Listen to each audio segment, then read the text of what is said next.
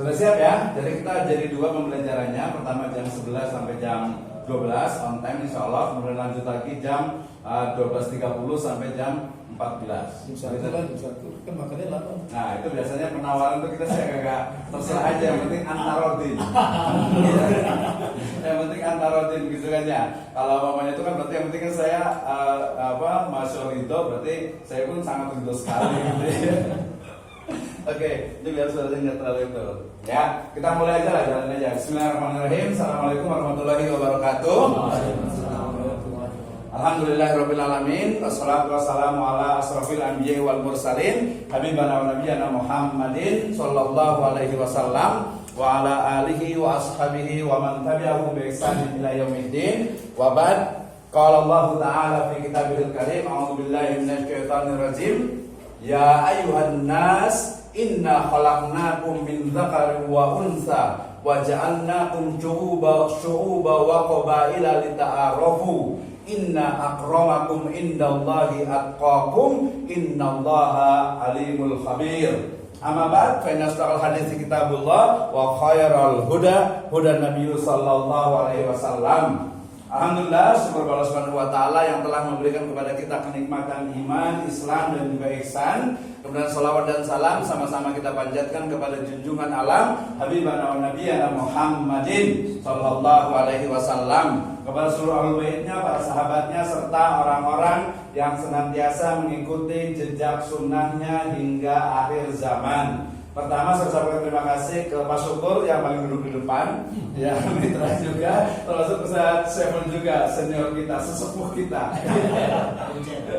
Ya, saya memang juga mengajari, saya senang sekali gitu, sehingga apalagi dengan hal-hal yang baru ya. Dan hari ini saya akan berbicara tentang etnografi. Nanti diulang lagi, mahasiswa itu akan membahas, no problem, tidak ada masalah, karena saya belajar ini bahkan dari 2013 dengan Profesor Dr. Sri Ahimsa, Dedi Sri Ahimsa dari UGM ya. Ternyata juga kadang pahamnya itu ketika mengajar, termasuk jujur itu pahamnya tadi malam tentang namanya itu analisis domain dan juga analisis taksonomi. Jadi jangan khawatir kalau pas ngomong ini Pak ngomong apaan ya, nggak jelas gitu ya. Termasuk saya juga sampaikan ketika tesis selesai itu jangan kok tesisnya kok begini banget ya, nggak jelas gitu. Itu memang biasa gitu, nggak aneh gitu ya. Jadi ya perfeksionisnya itu penting, tapi dalam hal tertentu itu kadang memang kita batasnya baru sampai di situ karena ada level berikutnya. Baik, hari ini kita akan bicara tentang metode penelitian etnografi. Sebenarnya etnografi itu ada 3, dalam artian itu etnografi sebagai metode penelitian, etnografi sebagai analisis penelitian, dan yang ketiga itu etnografi sebagai laporan penelitian. Kemarin masih ingat tokoh nasional membuat sebuah laporan, kemudian tentang dirinya bersumber dari internet. Namanya apa? Bukan namanya, itu nama orangnya. Mungkin gak penting gitu Pak. Ya jadi jangan orang deh, ganti Pak Ustaz Saiful. Ustaz Saiful tokoh besar, kemudian jejak digitalnya itu banyak sekali di internet. Kemudian Ustaz Saiful ini mau diangkat menjadi guru besar. Kemudian Ustaz Saiful ini mengumpulkan berbagai data yang ada di internet tentang dirinya, kemudian menjadi sebuah laporan karena memang ada kontribusinya untuk bangsa. Namanya metode apa? Etnografi. Ya. Ya, foto ya. Otonetnografi. Kalau etnografi itu adalah dunia nyata. Kalau netnografi itu dunia virtual. Kalau oto itu sama dengan autobiografi. Kalau dia jujur dan betul adanya, itu bisa dipertanggungjawabkan. Ingat, salah satu dari ciri ilmiah, saya mau nanya ke Pak Yayan, sesuatu dianggap ilmiah itu kalau apa? Satu saja. Kalau ada datanya. Kalau ada datanya. Satu lagi Pak Syukur. Jujur. Ya, ada datanya jujur. Berarti datanya itu memang bisa dipertanggungjawabkan. Realitasnya, faktanya itu ada. Di Bogor ada Tugu Kujang. Itu apa? Namanya itu ilmiah. ya bisa dipertanggungjawabkan. Karena memang ketika kita datang ke sana itu memang ada tuh kebijakannya. Oke ya. Nah, itu sebagai contoh saja. Kita awali dengan firman Allah Subhanahu wa taala dalam surat Al-Hujurat ayat ke-13. Saya tadi tanya ke Ustaz Saiful, enggak tahu Ustaz Khalis kayaknya. Ayat ini kan udah sering banget tuh. Kira-kira kalau kita ambil metode penelitian dari sini, keywordnya itu apa terkait dengan etnografi? Ini bukan ayatisasi ya. Kalau ayatisasi itu sesuatu kemudian diayat-ayatkan gitu ya. Misalnya wakorna, wakorona, itu ayatisasi. Wakorna fi buyutikunna, itu corona, bener berarti corona. Itu ayatisasi nggak jelas gitu ya. Ya wakorona gitu. Ini coba Ustaz Saiful. Jadi manusia itu walaupun terdiri dari bermacam suku, warna kulit, ras dan sebagainya, tetap yang mulai itu adalah yang bertakwa pada Allah. Wih, masya Allah. Ya, itu adalah perspektif Islami, ya perspektif syariah. Terima kasih Ustaz Khalis. Perspektif metode penelitian, keywordnya mungkin satu atau dua kata. Yaitu lita'arofu. Dua, lita'arofu. Kenapa lita'arofu?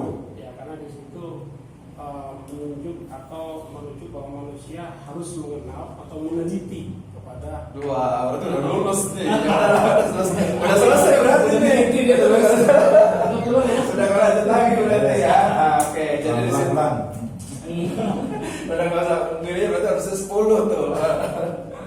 Ya, waqaba ila lita'arofu. Tenang aja, nilai di sini kemarin terakhir itu karena swasta gitu ya. Jadi nilai 85 itu sudah A. Makanya angkatannya Pak Yayan, Pak Hendy terutama itu apa? Tidak apa-apa karena kan bukan kejelekan ya.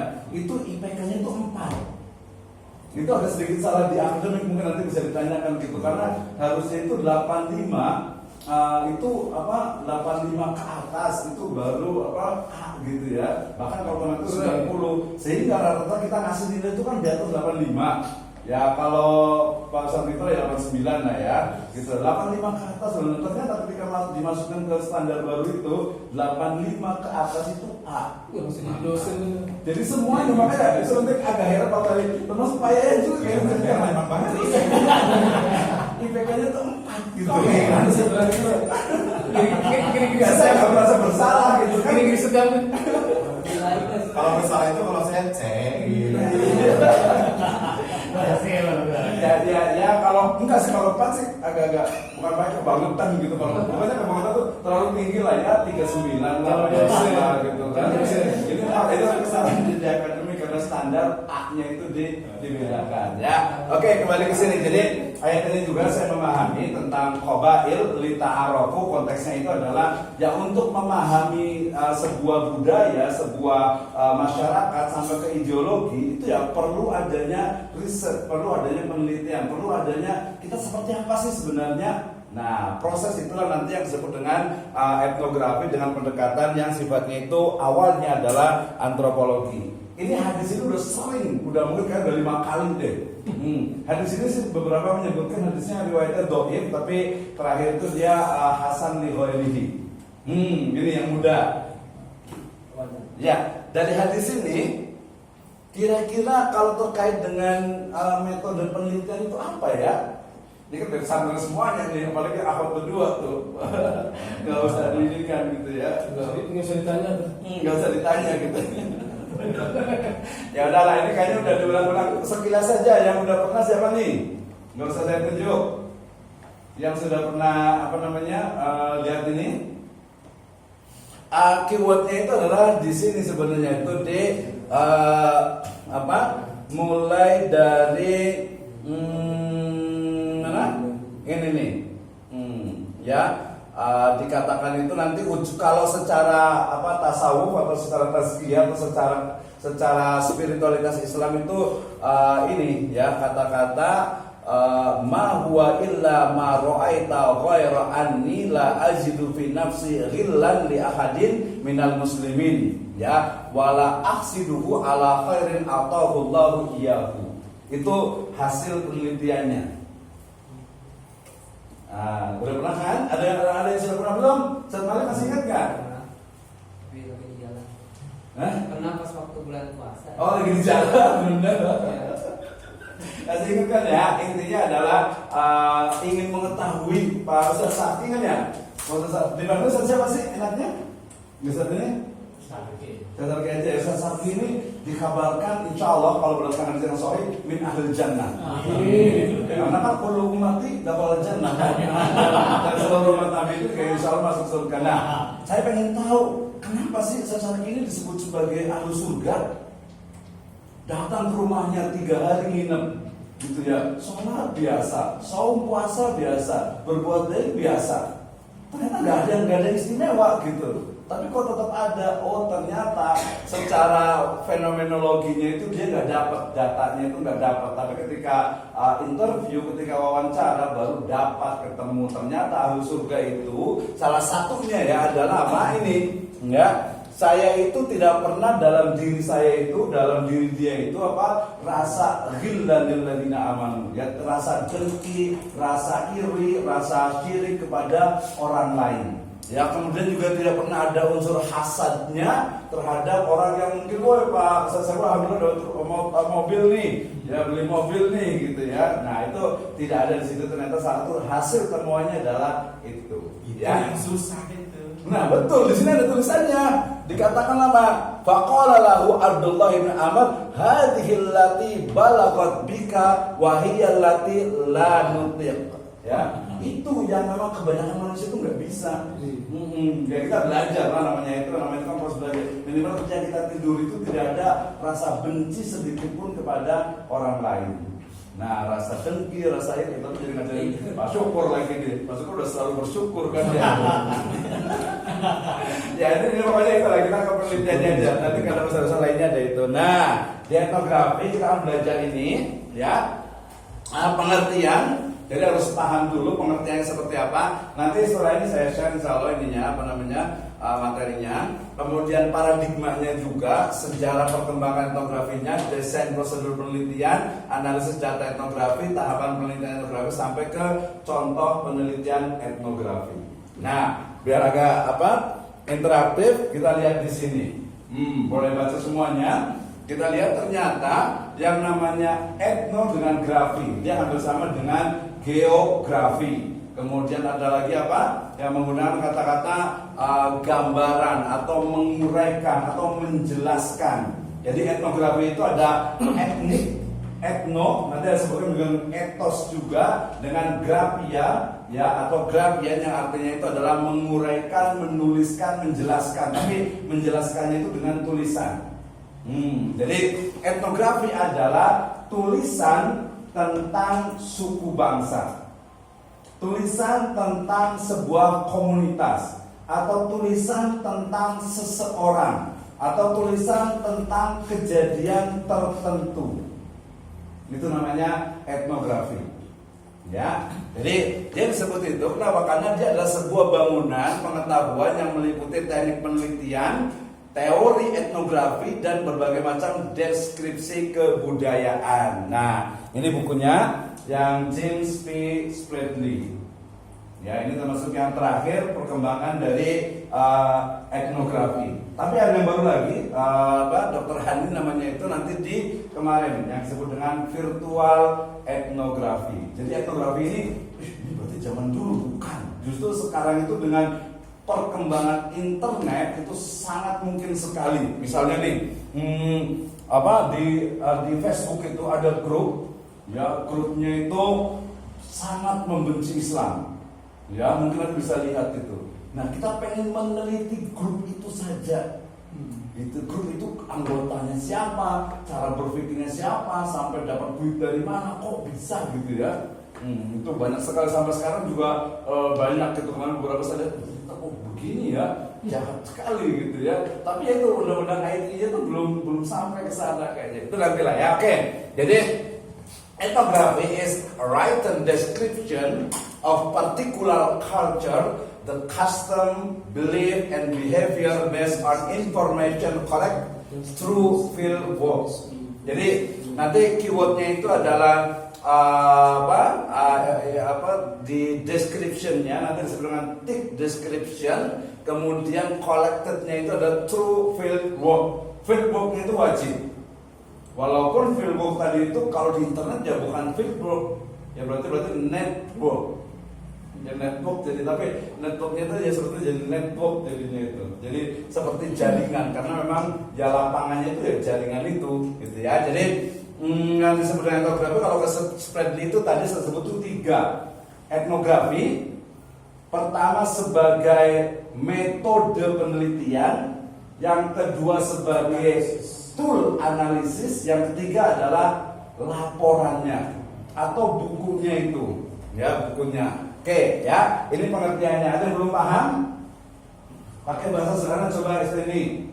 Jadi etnografi itu usaha untuk menguraikan baik dari orang ataupun baik dari tempat ataupun dari apapun, jadi apapun juga. Oke, siapa? Ustaz Mitra? Belum paham tuh. Hah? Belum paham ya? Siapa ini? Intinya untuk menggambarkan kejadian tertentu gitu. Kita mau meneliti tempat itu ya kita sempat teliti itu diuraikan dengan bentuk tulisan gitu. Iya. Kejadian yang orang ini tokohnya siapa, terus budayanya seperti apa. Jadi diuraikan dengan tulisan itu. Gitu. Oke. Etnografi adalah metode penelitian untuk menggambarkan kebudayaan suatu masyarakat atau kebudayaan saja. Etnografi adalah metode penelitian yang menggambarkan kebudayaan. Nanti manusia, masyarakat, kemudian komunitas, ya perorangan itu pun bisa. Itu ya. Jadi itu namanya etnografi, metode untuk menggambarkan, ya, menggambarkan kebudayaan. Ekonomi jelas kebudayaan, politik jelas kebudayaan, ya gaya hidup jelas kebudayaan, cara kita ngomong itu pun kebudayaan. Mohon maaf misalnya teman Ustaz Saiful duduknya seperti ini, itu kebudayaan. Bahkan nanti kalau secara psikologi itu nggak apa-apa aja. Ya, nggak apa-apa, bukan ini. Jadi secara psikologi itu misalnya, coba kita tes sekarang. Kita tes kayak praktek sholat. Jadi takbir, gitu ya. Atau mungkin apa namanya kalau bahasa itu berarti lagi santai gitu. Kalau santai, bisa tangannya begini atau begini. Nah, kira-kira yang tangan sebelah kanan itu yang di atas atau yang di bawah? Di atas. Tergantung situasi dan kondisi. Itu katanya itu banyak. Ya katanya. Kalau begitu tuh berkaitan dengan cara berpikir seseorang. Iya bisa. Nah itu namanya teori, betul. Kalau pengen disebutkan nanti apa? Tergantung situasi dan kondisi. Situasi dan kondisi itu namanya disebut dengan strukturalisme fungsional. Jadi sesuatu yang dikonstruk oleh masyarakat. Nah, gitu tadi katanya memang tadi terkait dengan psikologi dan riset tentang otak. Ada otak kiri, ada otak kanan. Sekarang ada otak yang menggabungkan antara kiri dengan kanan disebut dengan otak tengah. Tapi yang ada otak-otak. Jadi lapar nih, dikit lagi nih. Oke, itu dulu ya. Sebelum coba, apa yang dimaksud dengan etnografi?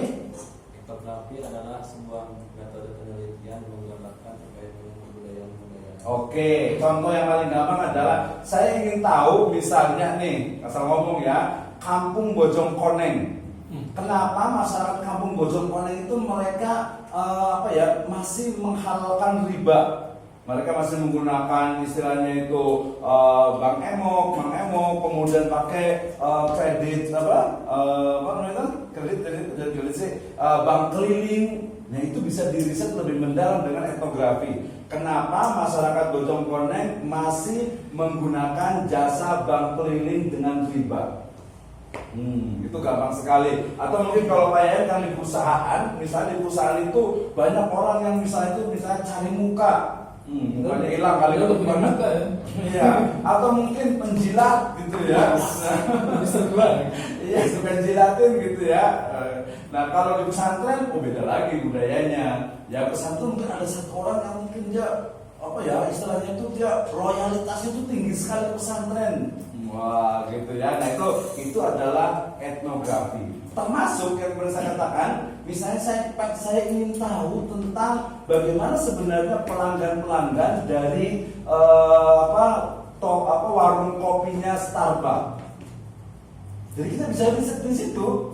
Jadi orang Starbucks itu pernah cerita, pernah ngomong belum sih? Belum lah.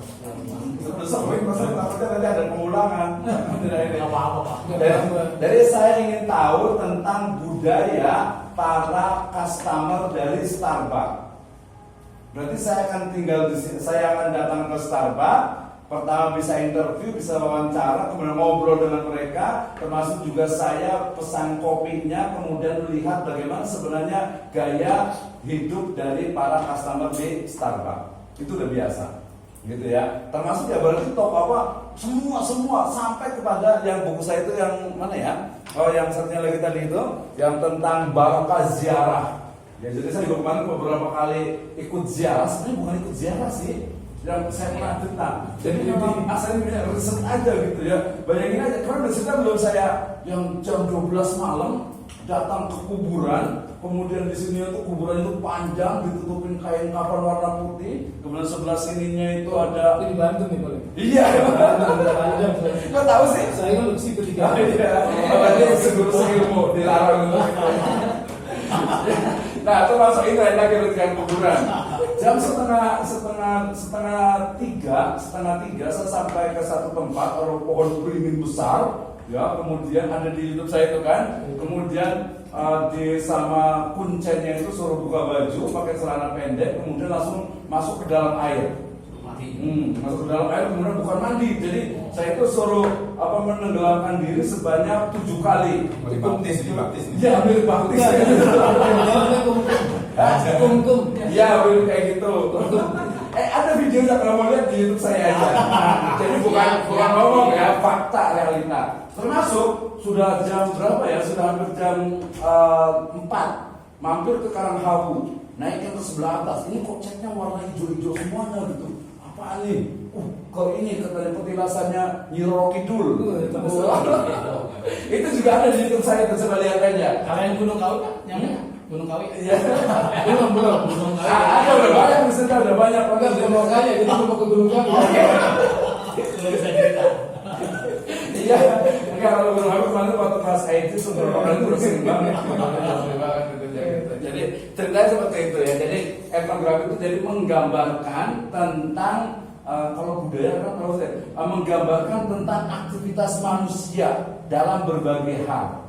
Ya, gambaran. Tapi ingat, nanti seperti mengatakan bukan hanya menggambarkan, tetapi mencari solusi dari permasalahan yang dihadapi. Nah, itu bedanya. Riset itu jadi bukan hanya deskriptif saja, tetapi juga mencari solusi. Ya, kira-kira kalau tadi agar masyarakat itu bebas dari riba itu harus ada strateginya. Kemarin ingat, saya tanya ke balik. Tadi di Bojongkoneng di mana itu ya? Di Bojongkoneng itu masyarakatnya itu mereka bergelimang riba. Kemudian